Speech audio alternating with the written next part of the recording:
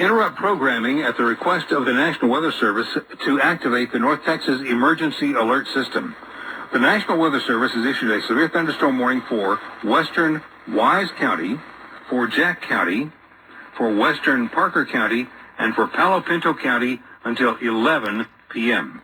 Severe thunderstorms are located along a line extending from 7 miles north of Jacksboro to near Gordon, moving east at 30 miles per hour. These storms may contain 60-mile-per-hour wind gusts and penny-sized hail. Once again, a severe thunderstorm warning has been issued for western Wise County, for Jack County, for western Parker County, and for Palo Pinto County until 11 p.m. Severe thunderstorms are located along a line extending from 7 miles north of Jacksboro to near Gordon, moving east at 30 miles per hour. All North Texas stations affected by this alert are requested to relay the preceding message.